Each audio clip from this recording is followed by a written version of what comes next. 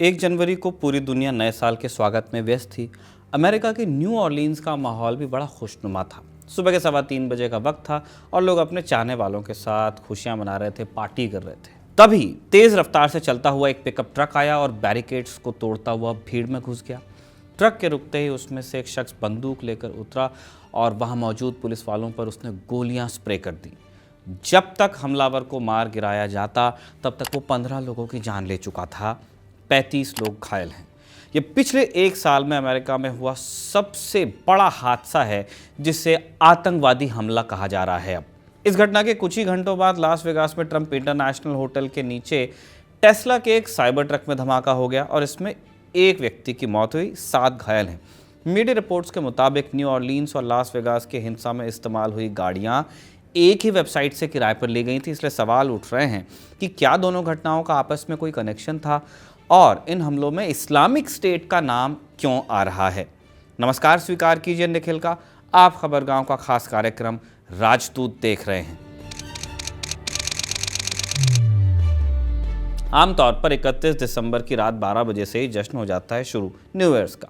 America के new Orleans की bourbon street night life और टूरिस्ट्स के लिए जन्नत मानी जाती है। 2025 की पहली रात वहां हजारों लोग इकट्ठा थे, लेकिन उस समय रंग में भंग पड़ गया जब एक पिकअप ट्रक उन्हें रौंदते हुए निकल गया। सीसीटीवी फुटेज देखकर पता चलता है कि ड्राइवर का इरादा लोगों को मारने का ही था। वो जानबूझकर गाड़ी तेज चला रहा था और वो अपने साथ एक बंदूक भी लाया था।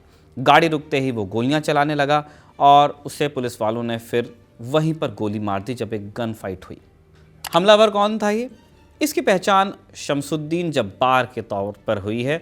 42 साल उसकी उम्र थी, अमेरिका की नागरिकता थी उसके पास, टेक्सास का रहने वाला था और टेक्सास से न्यू ऑरलीन्स की दूरी आप हिसाब लगाएंगे या गूगल मैप्स पर चेक करेंगे तो 1000 किलोमीटर से भी ज़्यादा है। जब्बार कुछ दिन पहले न्यू ऑरलीन्स आया था, जहां वो एक एयरबीएनबी में रुका था। यहाँ पे किराए के कमरे मिल जाते हैं होटल्स की तरह, या कई बार लोग घरों पे भी रुकते हैं किसी के, जब एयरबीएनबी उन्होंने चलाया होता है। जब्बार ने टूरो नाम के एक ऐप से फोर्ड कंपनी का एक पिकअप ट्रक किराए पर लिया और उसी का इस्तेमाल बर्बन स्ट्रीट में लोगों पर हमले में किया।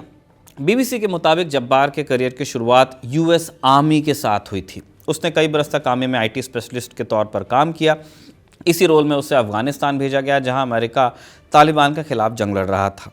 अफगानिस्तान में जब्बार की पोस्टिंग फरवरी 2009 से जनवरी 2010 तक रही। न्यूयॉर्क टाइम्स ने जब्बार के दोस्तों और रिश्तेदारों से बात कर उसकी कुंडली निकाली है। एनवाईटी की रिपोर्ट के मुताबिक जब्बार ईसाई परिवार में पैदा हुआ, बाद में वो धर्म बदलकर मुसलमान हो गया। एक्टिव आर्मी ड्यूटी से रिटायर होने के बाद वो धार्मिक मसलों पर ध्यान देने लगा, लेकिन उसने न तो कभी कट्टरता दिखाई न कभी किसी से वैसी बात ही की। आर्मी से अलग होने के बाद जब्बार ने जॉर्जिया स्टेट यूनिवर्सिटी से कंप्यूटर इंफॉर्मेशन सिस्टम्स में ग्रेजुएशन किया। 2021 में वो अकाउंटिंग कंपनी डेलॉयट के साथ जुड़ा। सोचिए, यूएस आर्मी के बाद डेलॉयट, वहाँ उसे 1 साल के 1 करोड़ रुपए मिल रहे थे और नौकरी से पहले उसने रियल एस्टेट में भी हाथ आजमाया था, लेकिन वहाँ वो सक्सेसफुल नहीं हो पाया। मीडिया रिपोर्ट्स के मुताबिक शमसुद्दीन जब्बार अपनी निजी ज़िंदगी में भी बड़ा सुलझा हुआ लगता था, अपने घर वालों और पड़ोसियों का ख्याल रखता था। जब्बार ने 2 शादियाँ की थीं जो दोनों टूट चुकी थीं, लेकिन वो अक्सर अपने बच्चों के साथ समय बिताता था, इसलिए उसके परिचित इस घटना को पचा नहीं पा रहे हैं। अब ये जान लेते हैं कि इस केस में इस्लामिक स्टेट का नाम कहाँ से आया। जांच अधिकारियों को जब्बार के ट्रक से Islamic state in Iraq and Syria यानी आईएस का झंडा मिला है। घटना से 1 दिन पहले उसने फेसबुक पर वीडियो भी पोस्ट किया था और इसमें उसने आतंकवादी संगठन आईसिस से संबंध होने की बात कही थी। अब आईसिस की कहानी क्या है?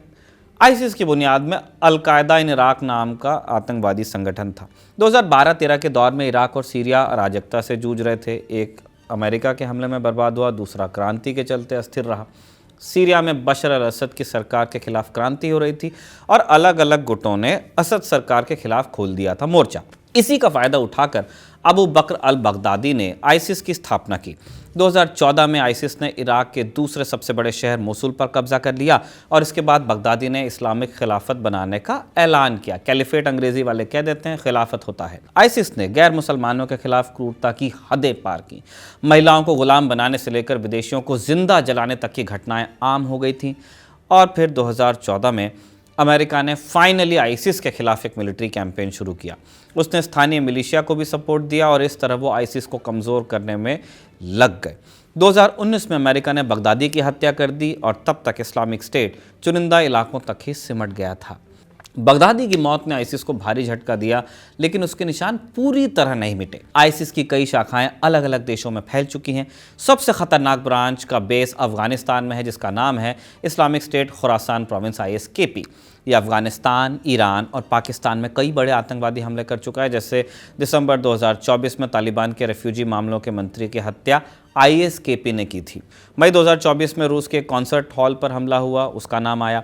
उससे पहले जनवरी में ईरान में कासिम सुलेमानी की मज़ार पर आतंकवादी हमला हुआ, उसमें 80 लोग मारे गए और इसकी जिम्मेदारी भी ISKP ने ले ली थी। इन सब से इतर आईसिस की विचारधारा से प्रभावित हुए लोगों ने पर्सनल कैपेसिटी में भी आतंकवादी हमले किए हैं।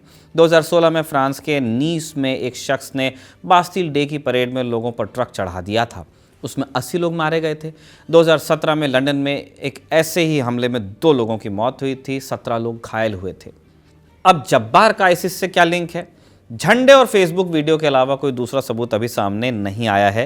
पूरी जानकारी जांच के बाद पता चलेगी, लेकिन FBI का कहना है कि जब्बार ने अकेले इतनी बड़ी वारदात को अंजाम नहीं दिया होगा, वो और भी लोगों के संपर्क में हो सकता है, क्योंकि घटना वाली जगह के आसपास बहुत सारे बम मिले हैं जिन्हें डिफ्यूज़ कर दिया गया, मगर किसी बड़े हादसे की आशंका से पूरी तरह इनकार नहीं किया जा सकता।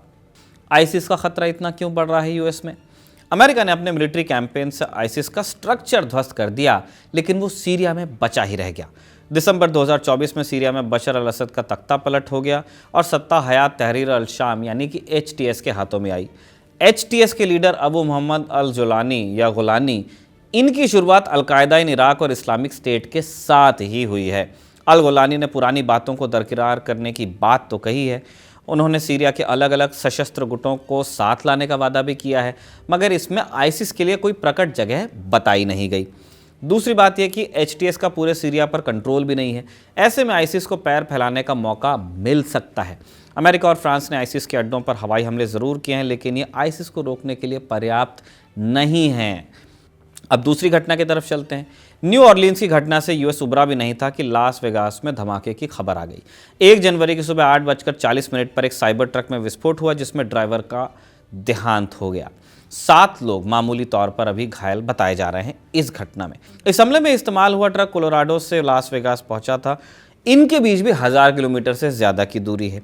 दिलचस्प ये है कि ये ट्रक भी किराए पर लिया गया था, उसी टूरो ऐप के जरिए जिससे न्यू ऑरलीन्स वाली घटना में इस्तेमाल हुई गाड़ी ली गई थी। इसलिए दोनों घटनाओं के बीच कनेक्शन की बात कही जा रही है, लेकिन अभी तक इसकी पुष्टि नहीं हो पाई है। अब ये घटना क्यों बड़ी है? ये धमाका ट्रंप इंटरनेशनल होटल के ठीक बाहर हुआ और जिस साइबर ट्रक में हुआ वो एलन मस्क की कंपनी टेस्ला बनाती है। डोनाल्ड ट्रंप अमेरिका के प्रेसिडेंट इलेक्ट हैं, जबकि मस्क पिछले कुछ समय में उनके सबसे करीबी लोगों में शामिल हो गए हैं। थ्योरी एक ये भी चलती है कि ट्रंप से ज़्यादा ताकतवर मस्क हैं, क्योंकि दिमाग उन्हीं का चल रहा है। कुल जमा बात यह है कि अमेरिका की अगली सरकार ट्रंप और मस्क चलाएंगे, इसलिए लास वेगास के धमाके को एक सिंबॉलिक अटैक माना जा रहा है। जानकारों का कहना है कि ये किसी बड़ी घटना की चेतावनी है और जिम्मेदार एजेंसियों को समय रहते सावधान हो जाना चाहिए। अमेरिका से और क्या अपडेट्स हैं ये भी जान लेते हैं। FBI ने राष्ट्रपति जो बाइडेन को दोनों मामलों की ब्रीफिंग दी है। 1 जनवरी को वो कैंप डेविड में थे, जहां अमेरिकी राष्ट्रपति छुट्टियां मनाते हैं, आराम करते हैं। बाइडेन ने कैंप डेविड से ही बयान जारी किया और उन्होंने माना कि न्यू ऑरलीन्स का हमलावर इस्लामिक स्टेट से प्रभावित था। बाइडेन ये भी कहते हैं कि लास वेगास और न्यू ऑरलीन्स के हमले का आपस में कोई संबंध अभी नहीं मिला है, लेकिन जांच अधिकारी हर एक संभावना पर विचार कर रहे हैं। डोनाल्ड ट्रंप ने FBI और पुलिस पर निशाना साधा है, आदत हो गई है उनकी। उन्होंने कहा कि एजेंसियां ठीक से काम कर नहीं रही हैं। ट्रंप ने खुफिया एजेंसी CIA को उतारने की मांग की है, जो कि एक्सटर्नल एजेंसी है वहाँ की। एलन मस्क ने X पर लिखा कि न्यू ऑरलीन्स और लास वेगास की घटनाओं का आपस में लिंक हो सकता है। ये एक अलग जांच एजेंसी चला रहा है आदमी। उन्होंने ये भी साफ किया कि साइबर ट्रक में कोई खराबी नहीं थी, अपना PR भी कर लिया। धमाका बारूद और ईंधन के कनस्तर की वजह से हुआ। टेस्ला ने जांच एजेंसियों को पूरा सहयोग करने का वादा किया है। एलन मस्क वो सारी चीज़ें भी वहाँ बघार रहे हैं कि उनका ट्रक कितना मजबूत है कि उन्होंने धमाके को एलन मस्क ट्विटर पे, जिसका नाम उन्होंने X रख दिया है, वहाँ पे ये सब भी लिख रहे हैं कि देखिए मेरा ट्रक कितना मजबूत है। बिजनेसमैन बिजनेस से बाहर नहीं आ पाता है। खैर, आज का राजदूत यहीं पर समाप्त करते हैं हम। खबरगांव के आप साथ बने रहिए और शुक्रिया अदा कीजिए अभिषेक का, जिन्होंने खबरगांव के लिए राजदूत का ये एपिसोड लिखा और निवेदिता और अभिषेक का, जिन्होंने इसे रिकॉर्ड किया। आप देखते रहिए खबरगांव और हमें सब्सक्राइब भी कीजिए। बहुत कम लोग सब्सक्राइब कर रहे हैं, ये हमारी आपसे शिकायत है। प्लीज़ सब्सक्राइब कीजिए।